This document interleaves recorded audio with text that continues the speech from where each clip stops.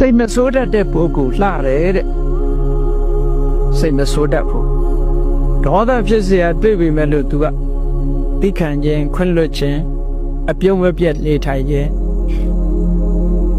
တစ်ဖက်သားကအဲ့ဒီလိုအပြုံးမပြတ်နေပို့ပြီးတော့စိတ်ကတိုးလာတတ်သေးတယ်နော်သူ့ကိုမထီပဲမြင်လှုပ်တယ်လို့ထင်ကောင်းထင်သေးတယ်အဲ့ဒါမျိုးဒါကတော့အလိုထင်ပေါ့ဒေါသမဖြစ်အောင်ထိန်းနိုင်ရင်တော့အကောင်းဆုံးပဲအဲ့ဒါလို့သိခံခြင်းအပြုံးမပြတ်ဒေါသမထွက်ပဲဒီလိုဒေါသကိုချုပ်တီးဆောင်စည်းခြင်းဟာဘဝစတိုင်းမှာရုပ်အစင်းနှပ်ပါခြင်းရဲ့အကြောင်းတရားဖြစ်တယ်ဘယ်လိုပဲပြောစိတ်မဆိုးဘူးဥပမာဘာနဲ့တူတော့ဆိုလို့ရှိရင်ရေကြီးဟာဘယ်သူကပဲတူးဆွရေကြီးကတုံ့ပြန်ဖို့မလုပ်ဘူးပထဝီသမစိတ်တို့ဆိုတာရေကြီးတဲ့အလားတရံတူတဲ့စိတ်တုံ့လောက်ခြင်းမရှိတို့တူရဲ့ရေဟာလည်းပဲဘယ်သူကပဲရေကိုမီးဘူးတိုက်မီးရှို့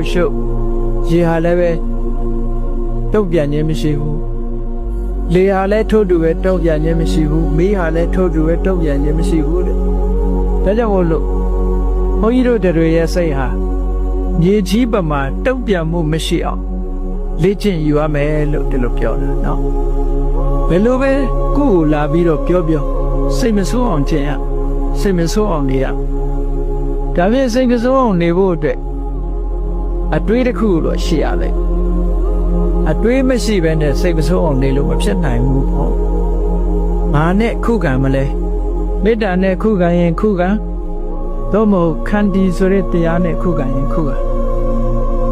ခန္တီဆိုတာကိုဘုန်းကြီးတို့တွေ